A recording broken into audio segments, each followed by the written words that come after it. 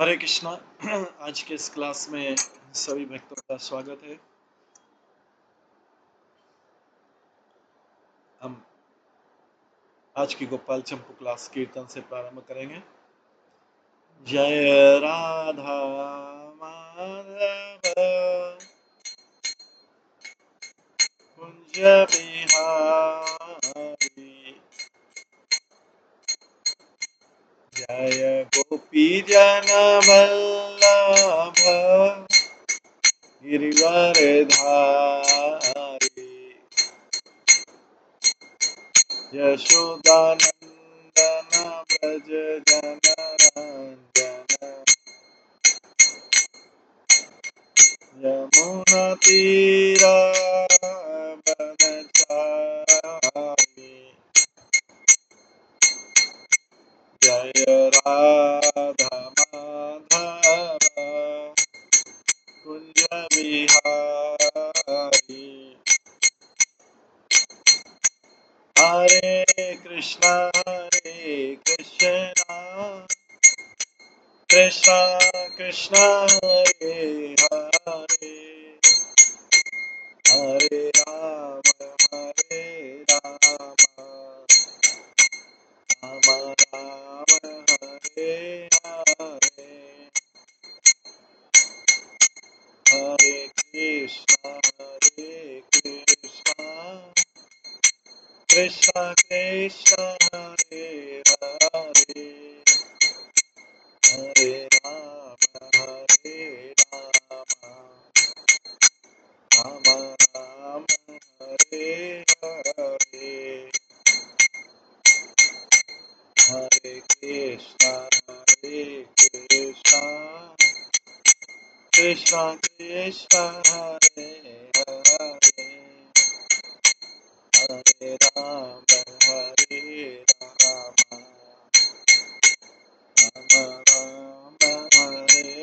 हरे, हरे कृष्णा कृष्णा कृष्णा हरे हरे, हरे राम राम राम हरे हरे, हरे कृष्णा कृष्णा कृष्णा हरे हरे, हरे राम राम हरे हरे, हरे कृष्णा कृष्णा कृष्णा हरे हरे, हरे राम राम हरे हरे, जय राधा गोविंद राधा गोविंद राधे, जय राधा माधव राधा माधव राधे, जय गौरानिताय जय गौरानिताय गौरानिताय जय गौरानिताय, जय जय प्रभुपाद प्रभुपाद प्रभुपाद, जय जय प्रभुपाद, नित्य गौर हरि बोल हरि बोल हरि बोल, नित्य गौर हरि।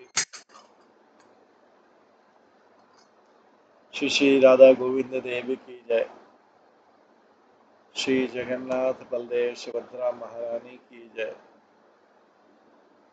श्री श्री गौर निताय की जय,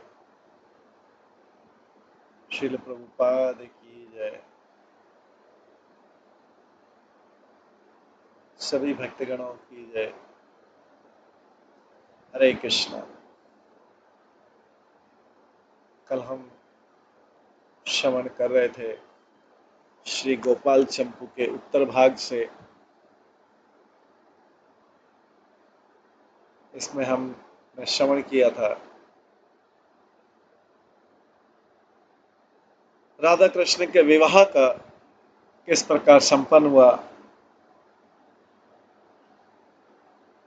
राधा कृष्ण का गोपियों से भी करोड़ों गोपियों से भी विवाह हुआ। ये कथा चल रही थी।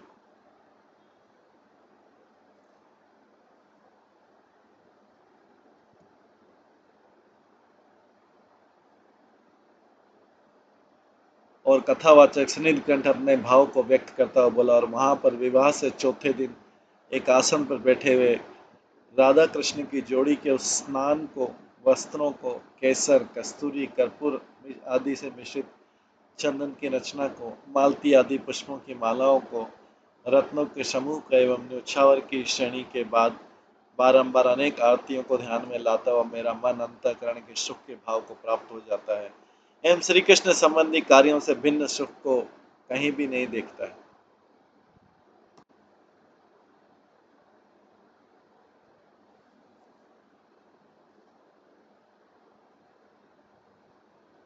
और इस राधा कृष्ण की युगल जोड़ी को,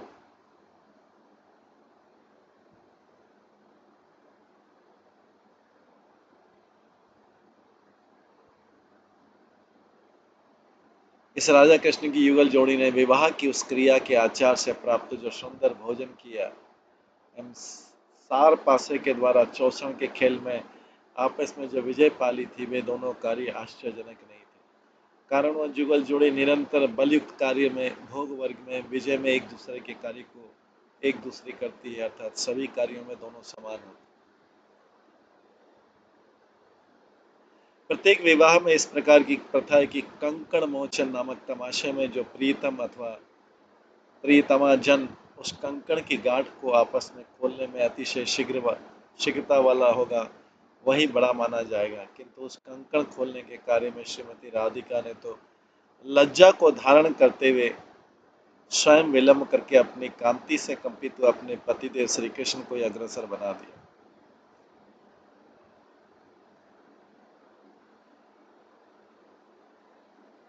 और ब्रह्मा एवं शिव आदि देवताओं ने श्री कृष्ण के अनेक प्रकार के विवाह को देखकर उनके प्रीति में दान के लिए जो बहुत सी वस्तुएं निश्चित की थी, वे सब तो लोकोत्तर संपत्तिशाली ब्रजवासियों के महान महादान को देखकर लज्जा से श्री कृष्ण के ऊपर न्योछावर कर दी।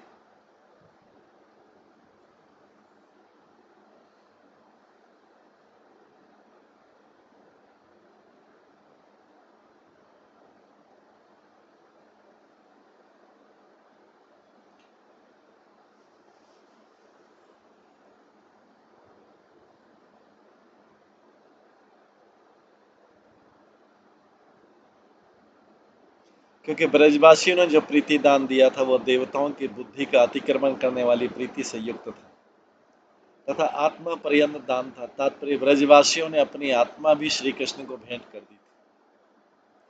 ब्रजवासियों ने अपनी आत्मा भी श्री कृष्ण को भेंट कर दी थी। देवता उसको देने में असमर्थ थे, अतः लज्जित हुए,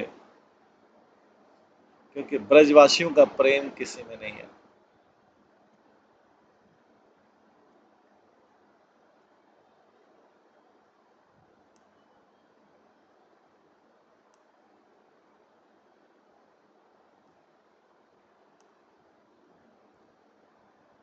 उसके बाद पांचवें दिन निमंत्रण के प्रचार को प्राप्त होकर श्री कृष्ण पहले की तरह अपनी वधुओं के साथ एवं बंधुओं के साथ प्रत्येक ससुर के घर सुखपूर्वक चले गए।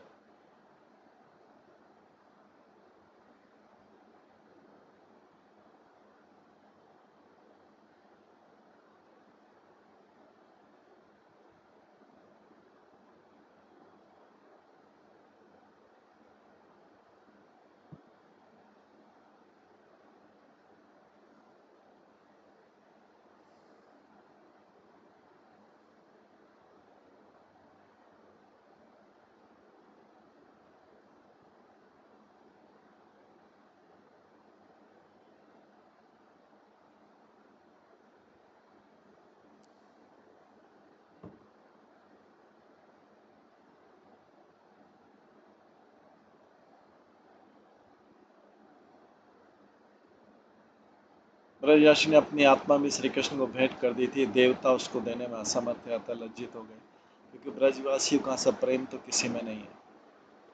उसके बाद पांचवें दिन निमंत्रण के प्रचार को प्राप्त कर श्री कृष्ण पहले की तरह अपनी वधुओं के साथ एवं बंधुओं के साथ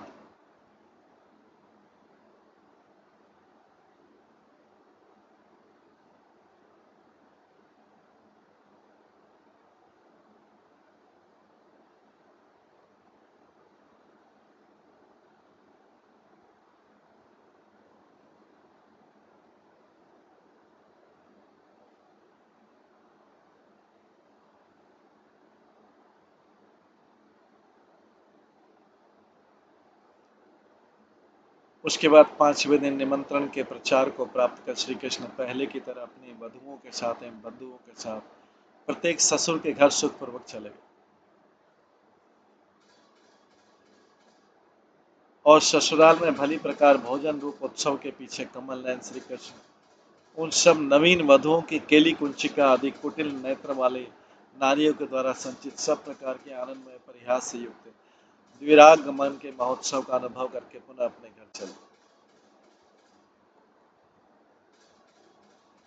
जिस महोत्सव से लेकर दासी आदि के सहित सज्जन स्त्रियों के निमंत्रण से प्रेम की पराधीनता से बारंबार की निकटता के कारण जिनके शरीर राधा आदि गोपियों के समान थे एवं जिनका योग माया के द्वारा विशेष समाधान हो चुका था वही माया कल्पित सब गोपियां भी श्री कृष्ण से युक्त श्री राधिका आदि गोपियों की एवं राधिका आदि गोपियों के माता पिता आदि के प्रीतिदान की पात्र भी होगी अर्थात उनको भी दहेज दिया गया।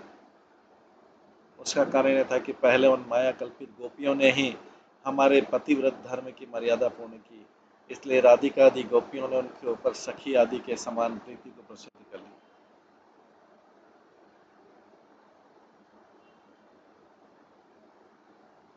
अपने विवाह के बाद श्री कृष्ण ने समय अनुसार एक दूसरा कौतुक भी स्वयं अनुभव किया एवं दूसरों को कराया,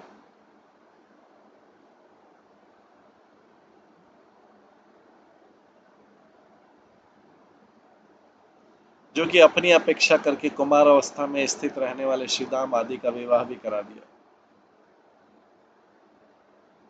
तात्पर्य हमारे प्यारे सखा श्री कृष्ण जब तक द्वारका से लौटकर नहीं आएंगे तब तक हम सब सखा विवाह नहीं कराएंगे, कुंवारे ही बने रहेंगे।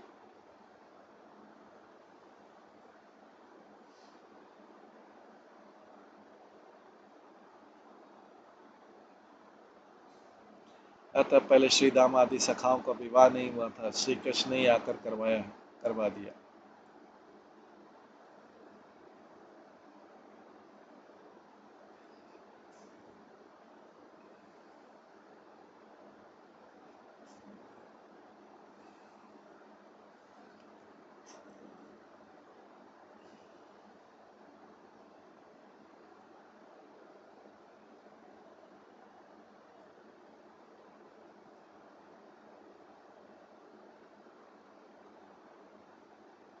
तात्पर्य हमारे प्यारे सखा श्री कृष्ण जब तक द्वारका से लौट कर नहीं जाएंगे तब तक हम सब सखा विवाह नहीं करेंगे,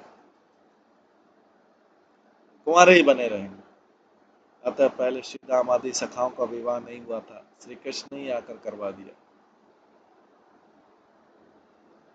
अब सुनीति कंठित प्रसंग की समाप्ति का द्योतक वचन बोला। ब्रज रूप क्षीर समुद्र में उत्पन्न होने वाली श्री राधा आदि गोपी रूप लक्ष्मियों का पाणी ग्रहण नामक श्री कृष्ण का जब महोत्सव था उसको देखकर सरस्वती देवी भी जब स्वयं किंचित भी ग्रंथ रूप से ग्रहण नहीं कर सकती तब दूसरे कवि जब कहाँ पर स्थिति के स्थान को प्राप्त कर सकते, अर्थात क्या वर्णन कर सकते। अतः उस विषय में असंगत वर्णन करने वाला मेरी आत्मा लज्जा रहा, अर्थात वर्णनातीत विषय का वर्णन करके लज्जित हो जाए।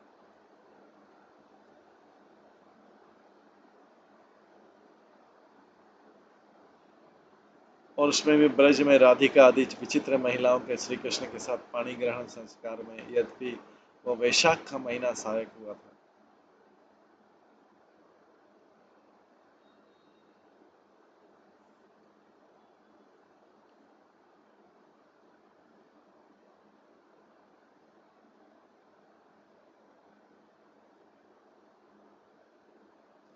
उसमें उस ब्रज में राधिका आदि विचित्र महिलाओं के श्री कृष्ण के साथ पाणी ग्रहण संस्कार में यद्यपि वह वैशाख का महीना सहायक हुआ था तथापि वह महीना राधा एवं माधव के नाम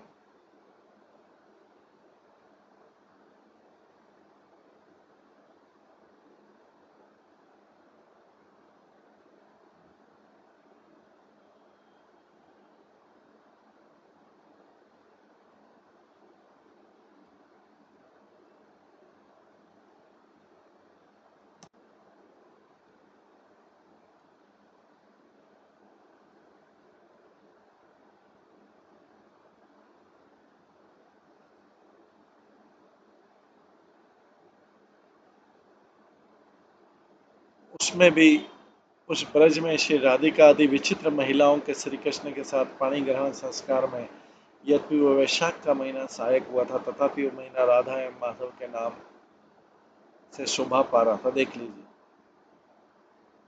श्री कृष्ण रूप वर को सुख देने वाली, दुख देने वाली श्री कृष्ण रूपी वर को सुख देने वाले माधव, जैसे मधुमंत होता है, चैत्र होता है, माधव होता है, वैशाख होता है।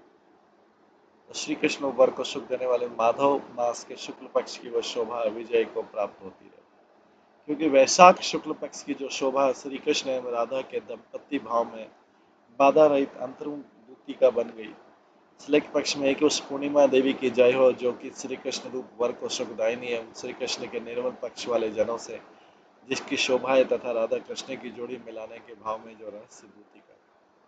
अनंतर मधुकंठ पश्चाताप पूर्वक बोला, हाय भैया सनिधि कंठ, देखो यद्यपि सभी सुखों में अतिशय सुख निरंतर ही विस्तीर्ण हो रहा है, तथापि हमारा मन किसी मानसिक सुख में निमग्नता के बिना विकार को प्राप्त हो रहा है, क्योंकि जो कालिंदी वृंदावन संबंधी रास विलास आदि से ही आनंदित रहती थी,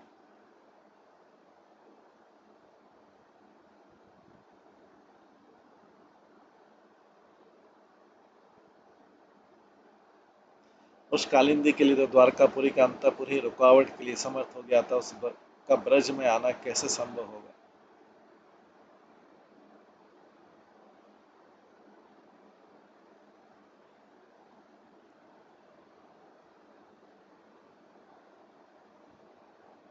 सलीम ने बोला, भैया जी आप इस विषय में अपने मन को तिलमात्र भी तृप्ति का पात्र न कीजिए।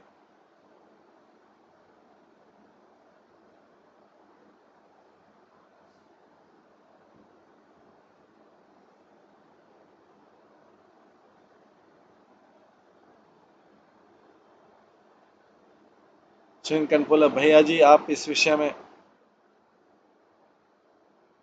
अपने मन को तिलमात्र भी तृप्ति का पात्र न कीजिए, क्योंकि ये कालिंदी इस ब्रज में तो विशाखा सखी के रूप में विद्यमान है।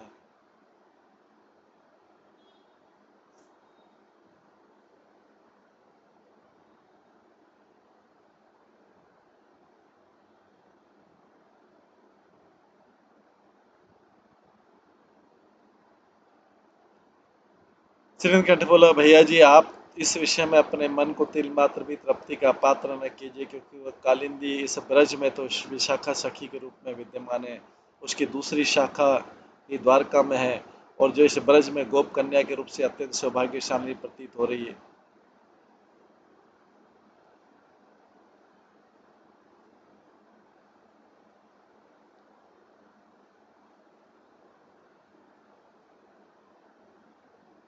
मधुकंठ बोला, विशाखा यहाँ पर गोरी क्यों दिखाई देती, यमुना तो निश्चय ही दूसरी जगह अर्थात द्वारका में श्यामण वाले विचार में आती।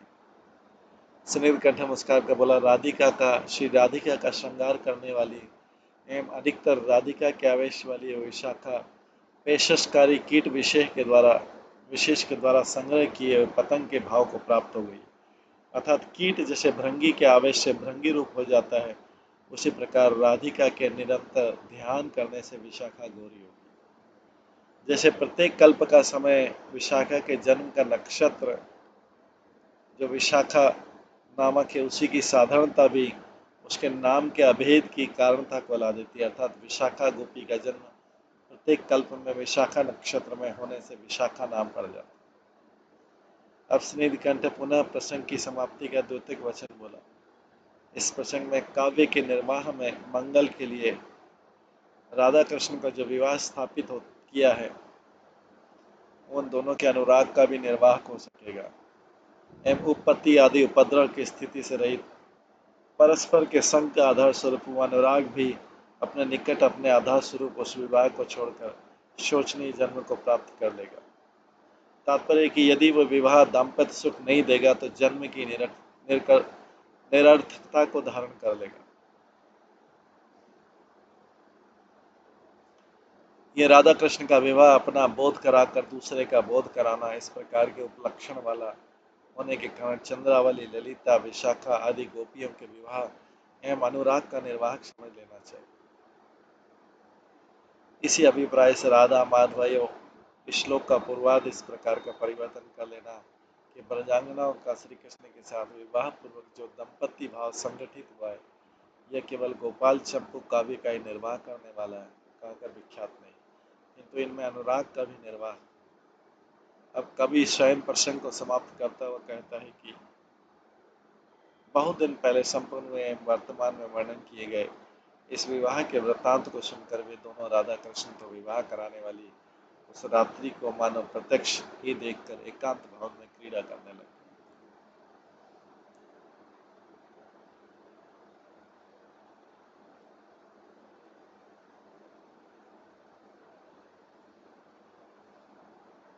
श्री राधा माधव व्यति संग।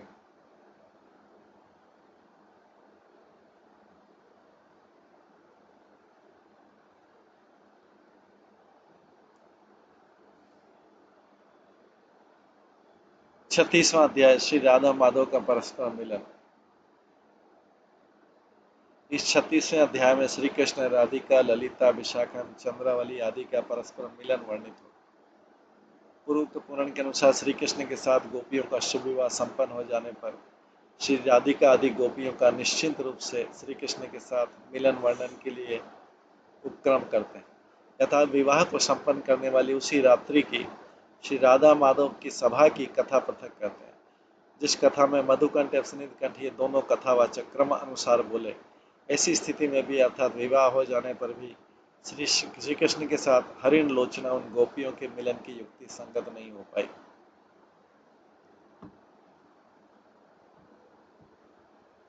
कारण संकोच के सैकड़ों कारण दूर हो जाने पर भी सतकुल में उत्पन्न होने वाले स्त्री पुरुषों के लिए परस्पर मिलने की रुचि से युक्त होने पर भी उस परस्पर के मिलन में किंचित भी संबंध रखने वाली लज्जा तो सब प्रयत्नों को लांग कर जड़ता को बढ़ा देती है।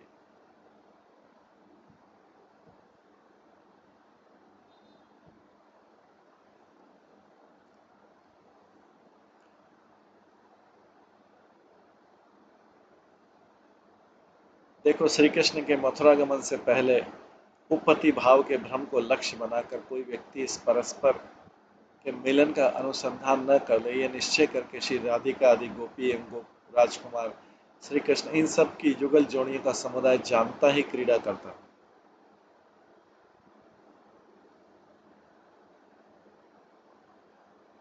किंतु अब विवाह हो जाने के कारण वो परस्पर का मिलन विदित हो जाएगा, ये जानकर बारंबार लज्जा करता हुआ परस्पर निरंतर की क्रीड़ा में मन के भली प्रकार लग जाने पर भी परस्पर निरंतर उदासीनता को प्राप्त हो गया।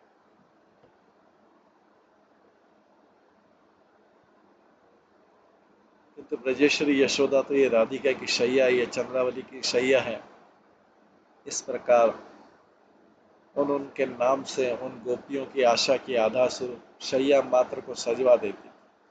तथापि उस सैया पर अपने पुत्र की अनासक्ति को कान में लाकर लज्जा एवं कृपा के द्वारा दीन मन वाली हो गई। अतः ऐसी स्थिति में प्रियतमा गोपियों के सहित श्री कृष्ण का मन संपूर्ण विकलता को भी अथाह रूप से प्राप्त हो गया।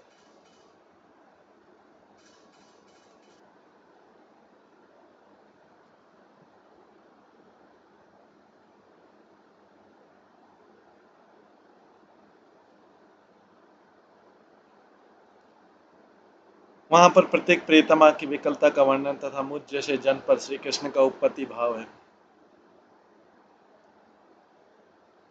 इस प्रकार की वाणी तो विवाह के द्वारा मिथ्या हो गई, किंतु संकोच करना कभी भी मिथ्या नहीं हुआ। अतः श्री कृष्ण में मेरा संयोग किस प्रकार हो सकेगा, यह विचार कर गोपांगना रूप लक्ष्मियों का समूह जड़ता को प्राप्त हो गया और लज्जा को दूर करने के लिए अनेक सहायक बनता हुआ भी गोपी समुदाय सर्वतः भाव से लज्जा को ही प्राप्त हो जाता। एवं श्री कृष्ण के जिस संयोग में गोपी जन मात्र अपने मन में तृष्णा से यद्यपि दीठ है, तथापि वैरिणी लज्जा के कारण उस संयोग के विषय में क्या उपाय कर। फिर भी श्री कृष्ण प्रिया गोपियों की विकलता का वर्णन यथा भय समूह के दूर चले जाने पर अब स्वयं साम्राज्य को प्राप्त हुई लज्जा मानव स्त्री होने के नाते हम सब स्त्रियों के मर्म को जानकर चारों ओर से हमारा मर्दन कर रहे। श्रीमान अतिशय प्यारे श्री कृष्ण की विकलता का वर्णन यथा है, मैंने जिनके साथ विवाह किया है वे गोपियां मेरे वियोग से संतप्त होकर भी मेरे संग को नहीं प्राप्त कर पाई।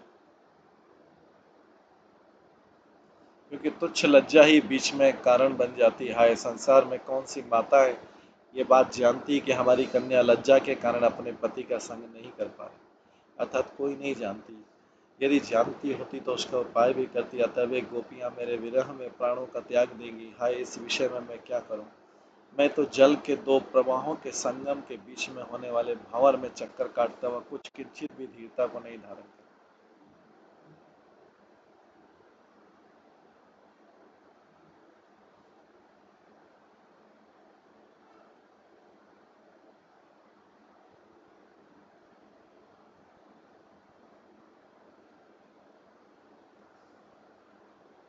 और राधिका तो मेरे वियोग की पीड़ा से युक्त होकर प्राणों की बाधा को प्राप्त हो जाएगी। ऐसी स्थिति में पौर्णमासी के गुप्त विचार को प्राप्त करके वृंदा देवी ने तो अपने वचन के द्वारा श्री कृष्ण को वश में करने के लिए एकांत में निवेदन किया कि हाय भगवान, विरह से पहले तो लोक एवं धर्म के मर्म की बाधा हो रही है, इसलिए आपने लोक एवं धर्म के अनुसार उस प्रकार का व्यवहार किया सो ठीक नहीं है। किंतु अब गोपियों के साथ विवाह हो जाने पर तो आप उन दोनों की प्रतीक्षा किस प्रकार नहीं कर रहे?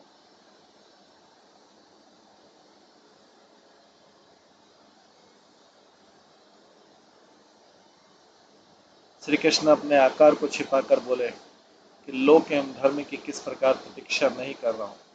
वृंदा बोली, आप स्वयं जानकर भी अनजान क्यों बन रहे? देखो, उन गोपियों के दूसरा जीवन के निर्वाह का भाव पुनः हमारे प्राण वियोग को उपस्थित कर रहा है।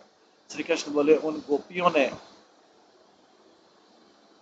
मेरे साथ विवाह होने पर आज भी सुख नहीं पाया है क्या? वृंदा बोली, अभाजिता था, प्राप्त किया है, ये बात तो सत्य है, किंतु ये अभाजी रूप तो भंजो अमार्दने धातु से बना हुआ है, किंतु भज सेवायाम धातु से नहीं बना है। तात्पर्य उनका सुख तो चूर चूर हो गया है। श्री कृष्ण बोले, अपने को उन गोपियों के पति मानने वाले गोपों के दुखमय घर से मैंने विवाह के द्वारा उन गोपियों को अपनी ओर खींच लिया है, तब आज वे हर्षित क्यों नहीं? वृंदा को प्रणय को पूर्वक बोली, उन गोपियों के पक्ष में दाहकारी होने के नाते वह वड़वानल नहीं है, सुखजनक कहकर अमृत का समुद्र नहीं है। किंतु हे कृष्ण, वे दोनों क्रम इस प्रकार है कि तुम्हारा वियोगी उनके पक्ष में वड़वाग्नि है एवं तुम्हारा संयोगी अमृत समुद्र है। अतः अब आपके वियोग में भद्रा सखी तो स्तंभ भाव में निमग्न है, एवं श्यामला शरीर में चलने वाली रोमांच में, शेविया नेत्रों के जल में, पद्मा स्वर भंग में, प्रसिद्ध चंद्रावली अतिशय स्थिरता में, विशाखा श्वेत जल में, ललिता शुक्ल भाव में, राधिका मूर्छा में निमग्न। इस प्रकार अपनी आठों प्रियतमाएं आठ प्रकार के भावों के द्वारा उदर में डाली हुई हैं। आप उनके प्राणनाथ हो, आपके द्वारा वे रक्षा करने योग्य, अतः आप उनकी रक्षा कीजिए। ऐसी स्थिति में एकांत में बैठे हुए श्री कृष्ण के द्वारा एकाग्र चित्त वाली वृंदा देवी के साथ संवाद प्रकाशित हो जाने पर एवं कर्तव्य की बाधा से मन निश्चल हो जाने पर पूर्णमासी देवी मधुमंगल के साथ सहसा आ गई और आते ही आशीर्वाद के द्वारा स्वच्छ बनाकर या बढ़ाकर वृंदा के प्रति बोली, तुम इन श्री कृष्ण मंगल का संग पाकर विद्यमान हो, मैं तुमको ही चाहती हूँ, वही तुमसे आ मिली।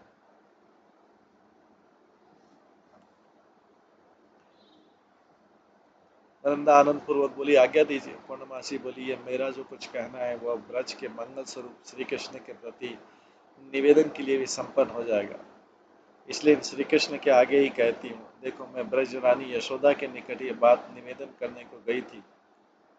मैंने पहले ये बात अपूर्व बात संकल्प कर दी थी कि श्री कृष्ण के साथ राधिका आदि गोपियों की दंपत्ति भाव रूप संपत्ति के अनंतर मैं लक्ष्मी नारायण का आराधना सिद्ध कराऊंगी। वह आराधना भी विशेष दंपत्ति के द्वारा आराधना से सिद्ध कराना।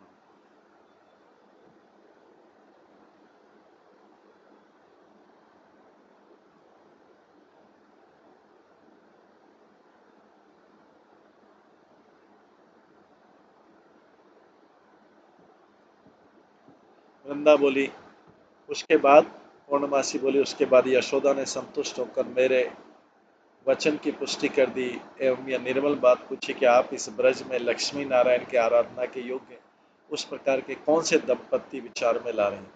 उसके बाद मैंने हंसकर रहस्य कह दिया कि दंपत्ति भाव की संपत्ति के लिए श्री राधा कृष्ण में ही वह निर्विशेषता ज्ञात होती है, अन्यत्र नहीं। अतः श्री राधा कृष्ण दंपत्ति में ही विचार में आ रहे हैं। वृंदा बोली, उसके बाद पूर्णमासी बोली, उसके बाद ब्रजराज की पटरानी यशोदा ने यह बात सुनकर रमणीय वचन कहा कि वो आराधन कौन से स्थान पर होगा एवं कितने दिन तक होगा तथा किस प्रकार का है।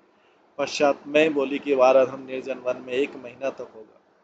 नंदा बोली, तो फिर ब्रजेशी ने क्या आज्ञा दी? पूर्णमासी मंदहास पूर्वक बोली, श्री कृष्ण के साथ विवाह होने से पहले जो अपने को राधिका आदि की सास मानती थी, उन जटिल आदि बुढ़ियाओं की तरह यशोदा भी दुसाध्य है क्या? अभी तो नहीं, किंतु जैसी मेरी इच्छा होती है उसी प्रकार यशोदा की भी इच्छा होती है, निश्चित बात है। नंदा बोली, लक्ष्मी नारायण का वो आराधना विस्तार पूर्वक कही।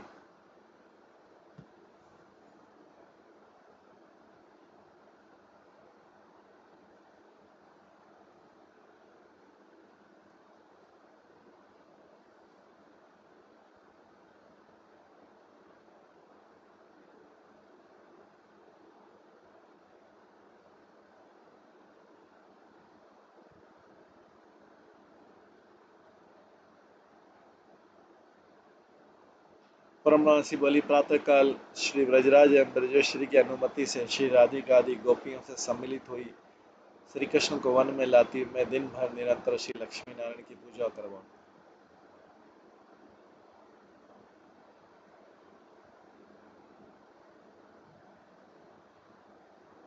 पूर्णमासी बोली, प्रातः काल श्री ब्रजराज एवं ब्रजेश्वरी की अनुमति से।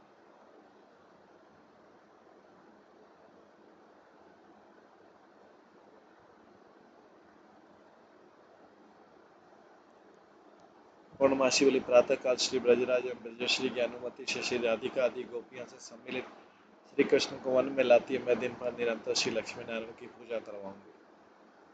उसके बाद संध्या के समय में रात भर पूजा करवाऊंगी। जिस प्रकार दोनों पक्ष पूरे हो जाए उसी प्रकार सुंदर एकांत स्थल में लक्ष्मी नारायण की पूजा का विधान करूँ।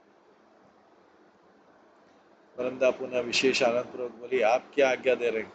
पूर्णमासी बोली, आज्ञा दे रहे हैं, ऐसा क्यों कहती है? किंतु तुम्हारे स्वामी श्री कृष्ण को जना रही कि आप उस प्रकार प्रयत्न कीजिए जिस प्रकार आपके अन्य अनियत शरणागत जन के मन में यह प्राय सिद्ध हुआ संकल्प नष्ट हो।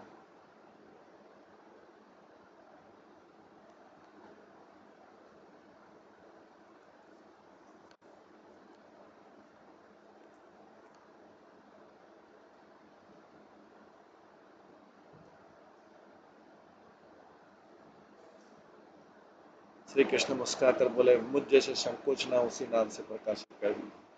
पूर्णिमा बोली, कमल ने मंदाक्ष अर्थात लज्जा तो निश्चय इन नाम से भी मंदाक्ष अर्थात बुरी आंखों वाली है।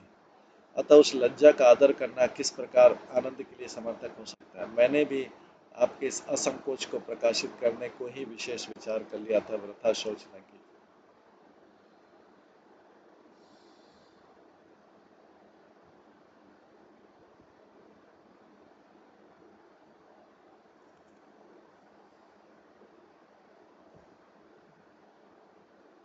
श्री कृष्ण बोले, सब जनों को छोड़कर किसी भी एक स्थान में रहने उचित संकोच अवश्य होगा।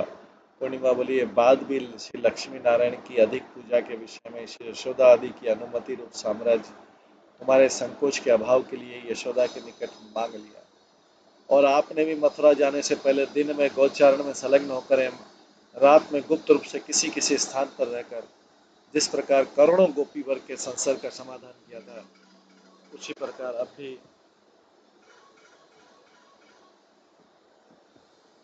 अपरिमित गोपियों के संसर्ग का समाधान करना होगा। ये बात सुनकर श्री कृष्ण मनोहर मुस्कान पूर्वक।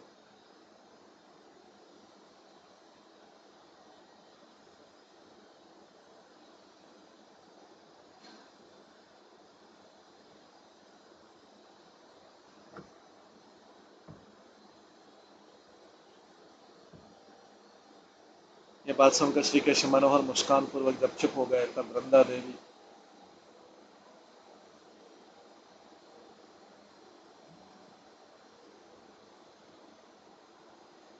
ने श्री कृष्ण के इशारे को अपने नेत्र प्रांत पर मिलाकर आनंद पूर्वक कहा कि श्री राधिका के द्वारा आराधित श्री कृष्ण रूप उस चरणमा की जय हो, जो कृष्ण रूप चंद्रमा गोकुल के अर्थात ब्रजवासियों के जीवन की औषधि स्वरूप है, तारक नामक गोपी के निकट जिसका सुंदर उदय होता है तथा जिसका अपना निर्मल पक्ष श्यामा नामक गोपी को आनंदित करने वाला।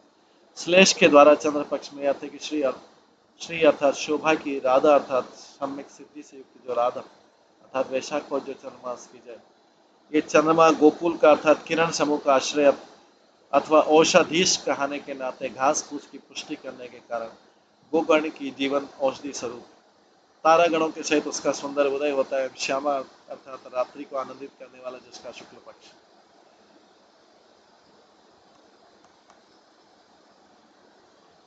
वृंदा फिर भी गदगद होकर बोली, भगवती पुण्य में कहिए वह श्री लक्ष्मी नारायण का आराधना कब आरंभ करना चाहिए। पूर्णिमा बोली, आज की संध्या जिस प्रकार निष्फल न हो उसी प्रकार आरंभ कर दीजिए। वृंदा बोली, मेरे निमित्त आज्ञा दीजिए कि जिस प्रकार इस बसंत ऋतु के समय में प्रत्येक पुष्प कुंज में श्री लक्ष्मी नारायण की पूजा के उपयोगी सभी द्रव्य एकत्रित कर दिए जाए। पूर्णिमा बोली, मैं तो निष्किच दर्द हूँ, अतः मेरा तो तुम्हारी कांचन है, अतः अधिक क्या आज्ञा दूं। वृंदा मुस्कुराकर बोली, श्री कृष्ण के मथुरा जाने से पहले जिस प्रकार छल के सहित अभिसार की रीति थी उस प्रकार छल से युक्त अभिसार की रीति उपस्थित हो गई, अतः उसकी विशेषता की आज्ञा दी।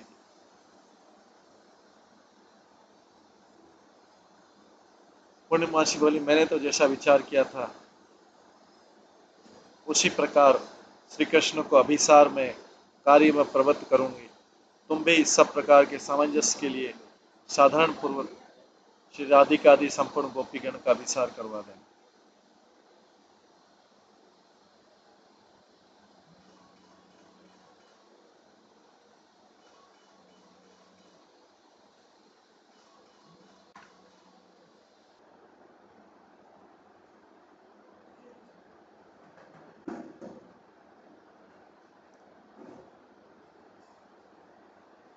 वृंदा मुस्कुराकर बोली, श्री कृष्ण के मथुरा जाने से पहले जिस प्रकार छल के सहित अभिसार की रीति थी उसी प्रकार छल से युक्त अभिसार की रीति उपस्थित हो गई है, अतः उसकी विशेषता की आज्ञा दीजिए। पूर्णवासी बोली, मैंने तो जैसा विचार किया है उसी प्रकार इन श्री कृष्ण को अभिसार कार्य में प्रवृत्त करूंगी। तुम भी सब प्रकार के सामंजस्य के लिए साधारणता पूर्वक श्री राधिका आदि संपूर्ण गोपीगण का अभिसार करवा दो। अनंतर वृंदा अपने मन के प्रति बोली, यहाँ पर जो दंपति भाव की नीति व दंपति भाव की रीति का तिरस्कार करें। कारण विविक्त एकांत विशुद्ध अंग जिसके ऐसे अपनी पत्नी के संग में तो लज्जा सुचिता को प्राप्त हो जाती है, और एकांत में दूसरे की स्त्री का जो संग है वह तो भय निंदा के द्वारा क्लेश युक्त। उस प्रकार के संग में तो लज्जा तदुप्रता को अर्थात पवित्रता को विशुद्ध श्रृंगार के भाव पर नहीं प्राप्त होती। मनुष्य को पर पत्नी गमन आदि रूप अनाचार से तथा निज पत्नी गमन आदि रूप गुप्ताचार के प्रकाशित होने से लज्जा हो सकती है।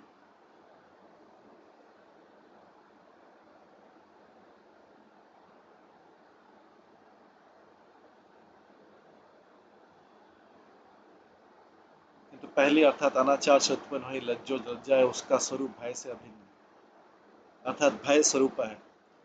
तात्पर्य अनाचार में लज्जा में सदैव भय बना रहता है, और अपनी पत्नी के साथ किए गुप्ताचार के प्रकट होने पर होने वाली दूसरी जो लज्जा वही वास्तविक लज्जा है। तात्पर्य उस लज्जा के किसी प्रकार के भय निंदा की संभावना नहीं है। उसके बाद भयानक रस के सम्मेलन में श्रृंगार रस की हानि हो सकती है, किंतु लज्जा के सम्मेलन में श्रृंगार रस की माधुरी प्रकट हो जाएगी।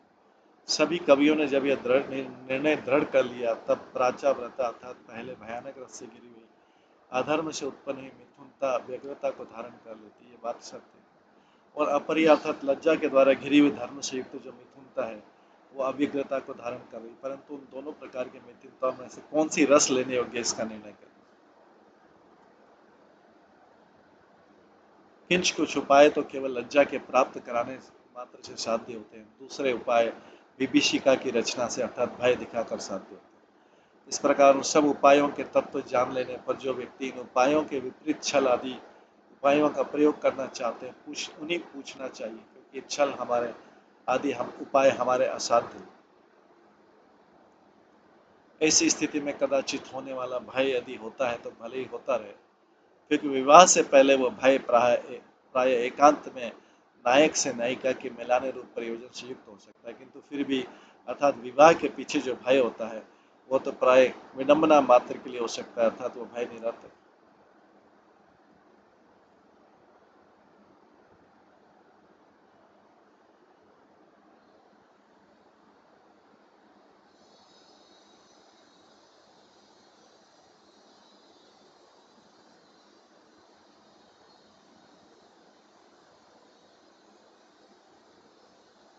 कारण श्री राधिका एवं चंद्रावली आदि उन गोपियों के स्वाभाविक अनुराग का जो वैभव है वो भय के द्वारा नहीं बनाया गया, किंतु भय लांगा जा सकता है अथवा नहीं।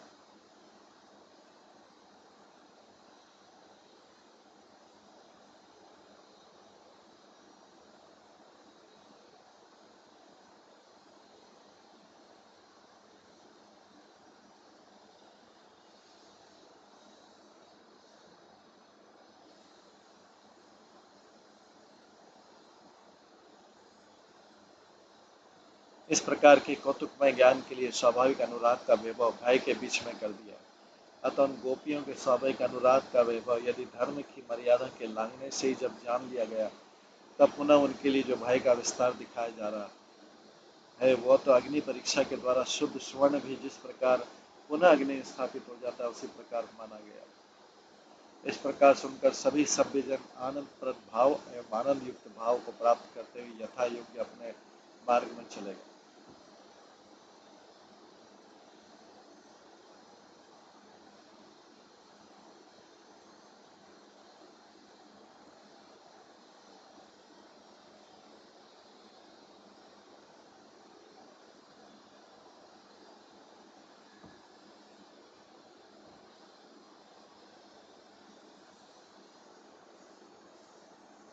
इस विषय में श्रीनिकंठ ने गुप्त रूप से पूछा कि भैया जी, वे श्याम सुंदर श्री कृष्ण सर्वसाधारण जनों से किस प्रकार लज्जा करते हैं, उसी प्रकार अतिशय वृद्धा इन पूर्णमासी से लज्जा क्यों नहीं करते, एवं देव स्वरूप वृंदा से तथा भूदेव स्वरूप मधुमंगल से भी लज्जा क्यों नहीं करते। यदि कोई व्यक्ति इस प्रकार का प्रश्न करेगा तो उस विषय में मुझे क्या उत्तर देना चाहिए।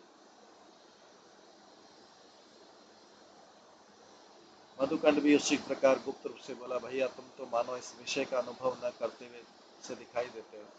देखो, पूर्णिमा देवी तो रासलीला के प्रारंभ में ही श्री कृष्ण ने योग माया का आश्रय लेकर रासलीला की। इस प्रकार सुखदेव जी के द्वारा निर्दिष्ट सब प्रकार के लीला रूप उत्सव में श्री कृष्ण की विशिष्ट शक्ति, अतः शक्ति शक्तिमान से भिन्न नहीं हो सकती, अतः उनसे लज्जा करने की कोई बात नहीं। वृंदा देवी तो वृंदावन की लीलामय शक्ति है तथा मधुमंगल यहाँ पर श्री नारद स्वरूप है, अतः श्री नारद किसी प्रकृति वाला होने के कारण परिहास के स्वभाव वाला है, इसलिए उन दोनों से लज्जा नहीं होती। तात्पर्य, नारद मुनि जिस प्रकार गोपाल मंत्र आदि के ऋषि हैं, उसी प्रकार मधुमंगल भी श्री कृष्ण की लीला के ऋषि हैं, अतः उनसे कोई लज्जा की संभावना नहीं।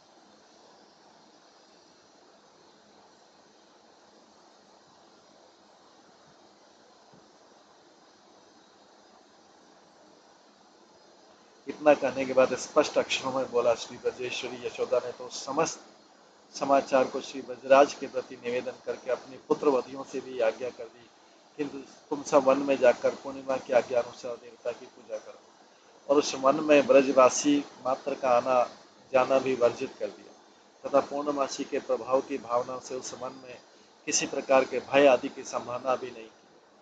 पूर्णमासी ने भी श्री कृष्ण को इस प्रकार समझाकर श्री कृष्ण की बहुओं को भी समझा दिया, और जिस समझाने में उनकी अभिषिप्त सिद्धि भी सूचित कर दी। यथा दूसरी पूजा में पूजा कर्ता को केवल फल ही देखा जाता है, किंतु तुम तो सब तो स्वयं पूज्य हो, अतः तुम्हारे द्वारा की गई देव पूजा में तो परम फल तत्काल उपलब्ध हो सकता। पश्चात पूर्णमासी ने राधिका के वर्ग का निमंत्रण तत्काल ही संपन्न कर दिया, और चंद्रावली आदि गोपियों के प्रति तो नक्षत्र एवं चंद्रमा आदि के बल की प्रतीक्षा लक्षित कर दी।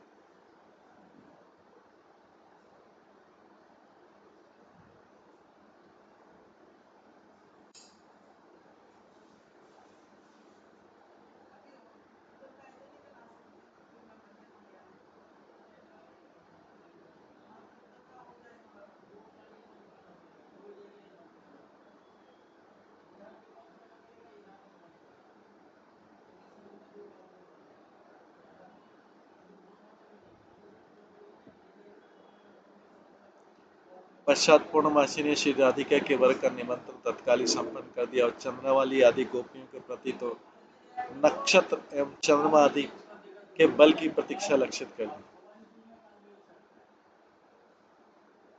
अर्थात आज तुम्हारे लिए नक्षत्र एवं चंद्रबल ठीक नहीं घट रहा है, जब संगठित होगा तब तुम्हारा भी देव पूजा के लिए निमंत्रण करूंगी, तब तक प्रतीक्षा करो, ये बात दिखाती।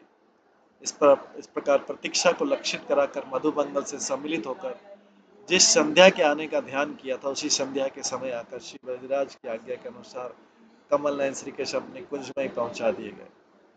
जिस कुंज में मधुमंगल श्री कृष्ण के प्रति एकांत में हास्यपूर्वक बोला कि कमल नयन, यदि तुम आज भी उसी संकोच को प्रकाशित कर रहे तो उस विवाह ने कौन सा निर्वाह धारण कर लिया है।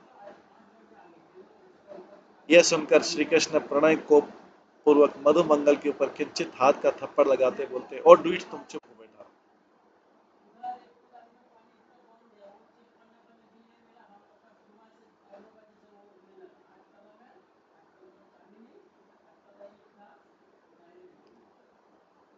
तदंतर वृंदा ने पहले अपने हाथ से निकुंज वृंदों का संस्कार कर दिया, अर्थात सब निकुंज सजा दिया, तथा अपने सेवक वृंद के सहित हित से युक्त वृंदा ने श्री राधिका आदि गोपी वृंद को एक विशेष कुंज में पहुंचा दिया। वो कुंज अनेक प्रकार के पुष्पों से घिरी हुई थी। यमुना जल के संबंध वाली वायु धीरे धीरे उसके पास बह रही थी, अतः वह सबके लोभ की आधार स्वरूप शोभा के पुंज से युक्त थी। उस कुंज में श्री उस कुंज में श्री कृष्ण के उस कुंज में श्री कृष्ण के जाने का वर्णन था। यथा अनंतर श्री कृष्ण पूर्णिमा के पीछे पीछे प्रेम से उस निकुंज में चले गए। उस समय उनका शरीर पीतांबर से ढका हुआ था, हाथ में छोटा सा लकुट था। कटी तट में वेणु के प्रवेश से जो शोभा हो रही थी, उस शोभा से मिली गर्दनी की शोभा प्रकाशित हो रही थी, एवं वे अपने हाथ से मधुमंगल के कंधे को पकड़कर चल रहे थे।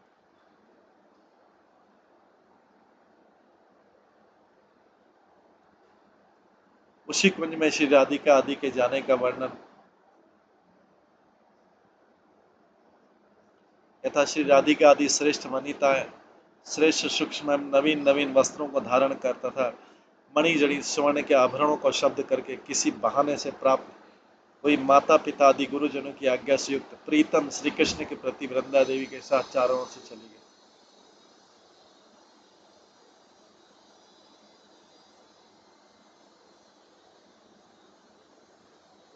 पश्चात सभी सुखों के आधार स्वरूप पूर्णिमा के आश्रम में मधुर मुखारबिंद श्री कृष्ण के अनायास आते ही विशेष शोभा से युक्त निकुंज कुंज में श्री राधिका आदि के वृंदों को स्थापित करने वाली वृंदा देवी वहां चली आई और आते ही वचन सुना दिया कि भगवती, आप विलंब का अवलंबन क्यों कर रही। देखो, कुंज में पहचावी श्री राधिका आदि गोपियां निश्चय ही ग्रीष्म के अंत में ग्लानि से युक्त चातकियों की तरह क्षण भर भी प्राणों को नहीं धारण कर सकती।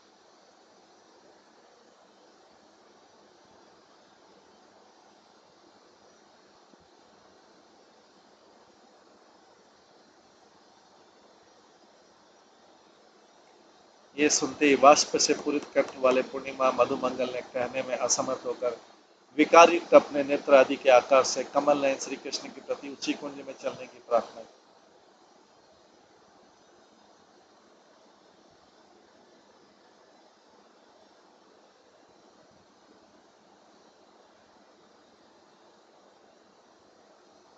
और उसके बाद श्रीमान कृष्णचंद्र राधिका के प्रति जब पद पद पर चल दिए, तब चंद्रमा की शोभा से एक टुकड़ वृद्धि को प्राप्त हो गया। वैशाख नाम से प्रसिद्ध महीने में इसी प्रकार वृद्धि को प्राप्त होना उचित है। मानो ये जानकर ही चंद्रमा ने उस वन को व्यवस्थित कर लिया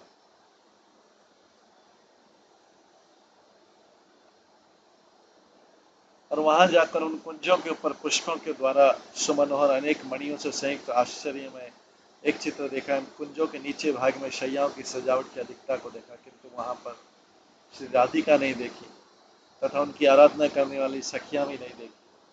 उस समय श्री कृष्ण मंद मुस्कान से रहित और चकित होकर उस चित्र के परिस्पंद को जब देख रहे थे, परिस्पंद को भी जब प्राप्त हो रहे थे, तब वृंदा बोली, श्री राधिका आदि ब्रजांगनाएं निश्चय उस प्रकार से सजाए हुए हम अचानक ब्रजराज की कुल चंद्रमा श्री कृष्ण के आगमन की संभावना से परिपूर्ण तथा एकांत प्राय इस निकुंज से थोड़ी सी दूरी पर विश्राम करके वर्तमान वे लज्जा में निमग्न और मेरे जाने के अनंतर लज्जा में अधिक आसक्त।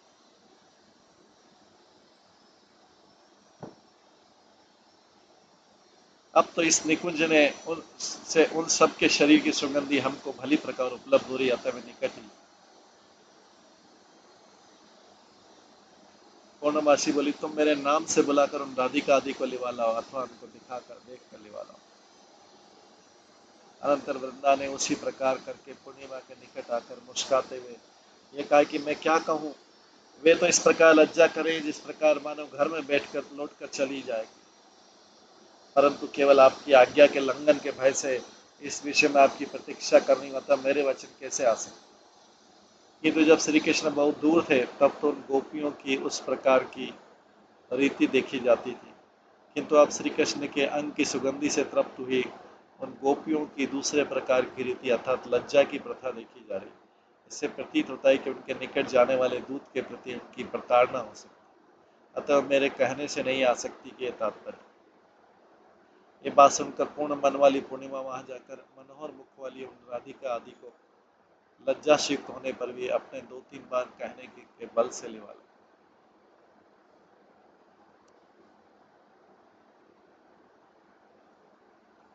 उनके आगमन का वर्णन यथा पूर्णमासी के कहने के बाद विनम्र मस्तक वाली एवं कोमल चरण से चलने वाली श्री राधिका आदि सखियों की श्रेणी पूर्णमासी को आगे करके वहां पर चली आई कि जहां पर वे प्रीतम श्री कृष्ण अपनी कांति का विस्तार कर रहे।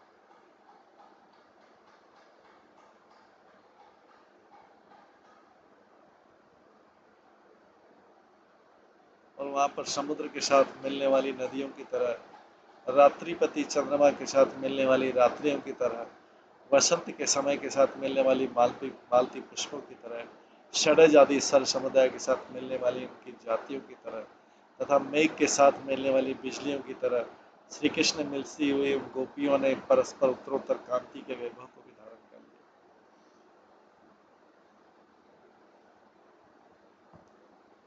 और श्री कृष्ण से मिलकर राधिका आदि प्रियाओं की श्रेणी ने तथा उनके प्रिय श्री कृष्ण यद्यपि अपने नेत्र अन्यत्र विस्तारित किए थे अर्थात कुंज आदि की शोभा के देखने में फैलाए थे, तथापि उन दोनों की दृष्टि ने दृष्टता फैला दी एवं जिस दृष्टि ने परस्पर देखने के लिए कुछ ग्रीवा को भी खींच लिया अर्थात परस्पर की ओर गर्दन को झुका।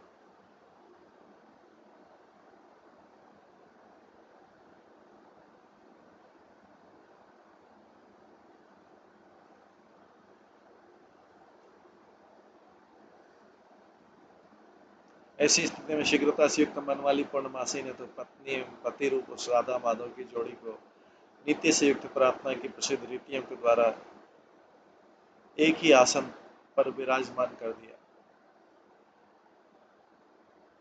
और जिस एक सिंहासन पर बैठी हुई परस्पर की नील पीतवर्ण की कांतियों के संसर्ग से इंद्र नीलमणि के समान होकर भेद रहित कांति के परिवर्तन को धारण करती हुई राधा कृष्ण की उस युगल जोड़ी को देखते ही पूर्णमासी शीघ्रता से श्री कृष्ण ही राधिका इस प्रकार के परिचय के ज्ञान को न प्राप्त करते हुए आधी घड़ी तक खंड बुद्धि अर्थात विकल बुद्धि वाली होकर वहां पर अलग अलग सेवा पूजा करने के लिए चित्र लिखे सी खड़ी रही।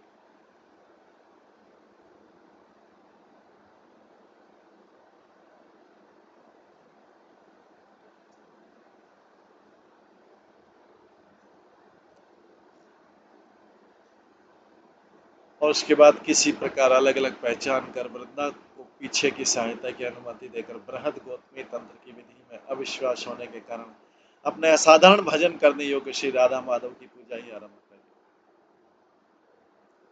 यदि कोई कहे कि पहले तो पूर्णमासी ने श्री यशोदा के निकट श्री लक्ष्मी नारायण की पूजा करने को कहा था, अब अन्यथा अर्थात उनके बदले में राधा कृष्ण की पूजा क्यों आरंभ करी। उसका उत्तर है कि पहले लक्ष्मी नारायण जो पद कहा था वो तो श्री राधा कृष्ण की पूजा की प्रकाशकता का आधार समझकर ही कहा था, अर्थात पूर्णमासी के द्वारा कहा गया श्री लक्ष्मी नारायण पद श्री कृष्ण ही महानारायण है, श्री राधिका ही महालक्ष्मी। इस बात को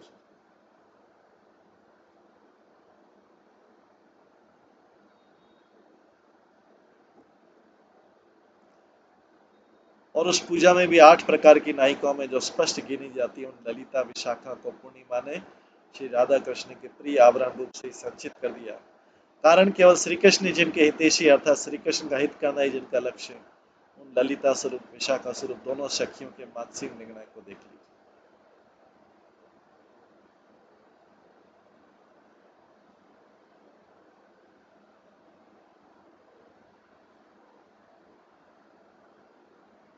और उन दोनों ने अपने मन में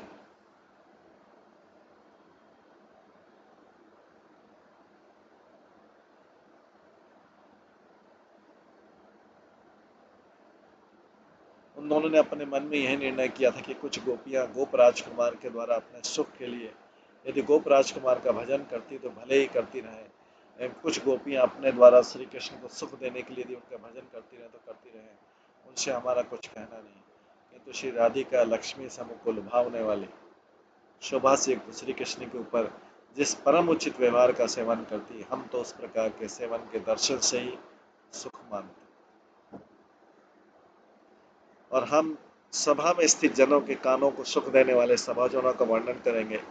देखो, इन पूर्णमासी देवी ने वहां पर राधा कृष्ण की आराधना के लिए अनेक प्रकार के पुष्पों से बना हुआ आसन दिया था, जो पहले वृष्टि से सुवर्ण मणियों द्वारा बना हुआ प्रतीत होकर पश्चात नासिका एवं त्वचा के द्वारा वस्तुतः पुष्पमय परिचित हो गया।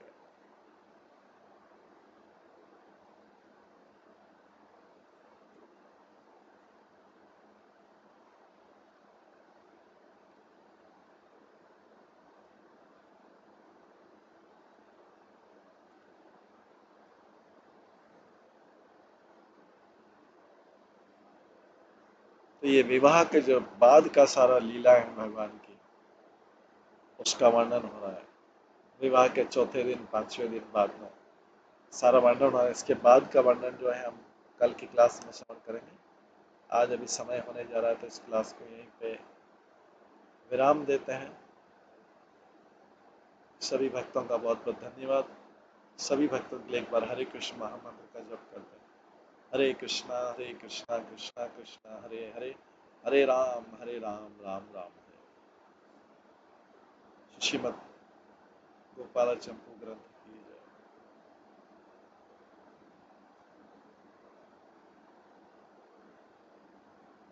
श्री जीव गोस्वामी की जय। श्री प्रभुपाद की जय। सभी भक्तगणों की जय। हरे कृष्ण।